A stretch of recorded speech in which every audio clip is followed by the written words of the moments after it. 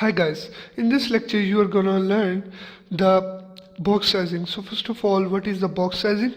The box sizing is just related to the width and height, so it is hard to explain, so that's why here I'm gonna show you it. And here I have already created a div and its border, width and height. Here is the div, and now here I'm gonna give the box sizing property. Here is the box.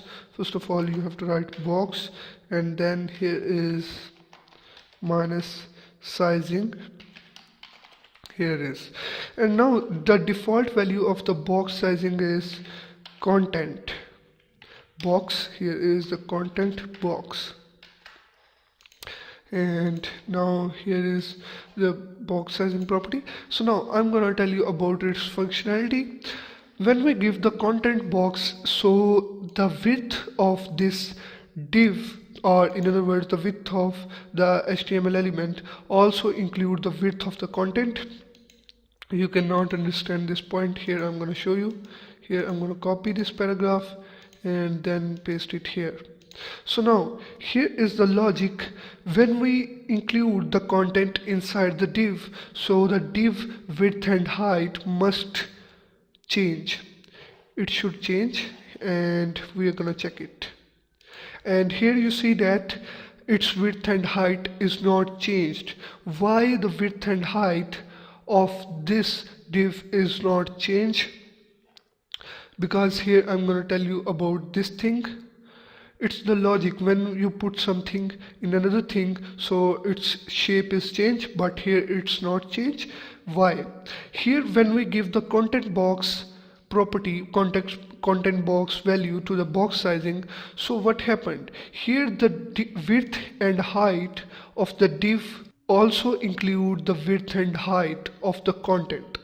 Or in other words, you can say that there is no width and height of this content, so that's why the width and height of the div is not changed.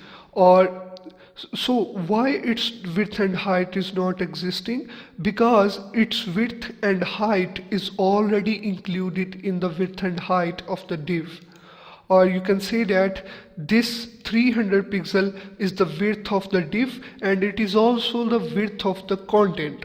So that's why when we put the content inside the div, so its width is not changing, because this 300 pixel already have the width of the content.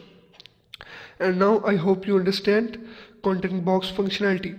When we apply this content box value, so the width have the value of the content, but it doesn't have the padding and the border in the width. So now when we give the padding to this div, so its width and height is going to be changed, because it is not included inside this width, inside this 300 pixel. So now its width is 320 pixel. The div width is now 320 pixel. That is not changed by putting this content. And if we change the width of the border, so the width of the div is already going to be changed. Here you see that. So now here I'm going to wrap it up all. When we give the content box, so the width and height of the HTML element also include the width and height of the content. So that's why when we put the content, so the width of the HTML element is not going to be changed.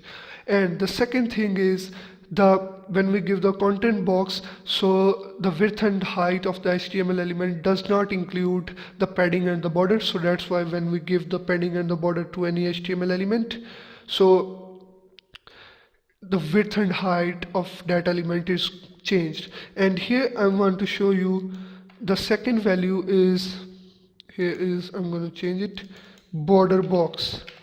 When we give the border box, so it also includes the width and height of the content, so that's why the width and height of the content is not included. And here I want to tell you something about the padding.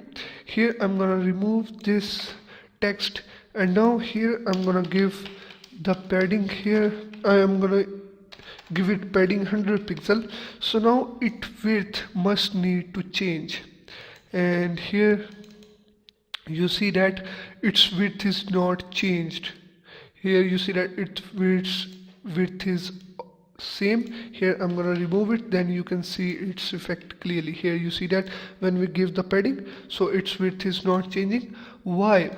Because when we give the border box property, so the HTML element width is include the content width, it also includes the padding in this width and the border in this width.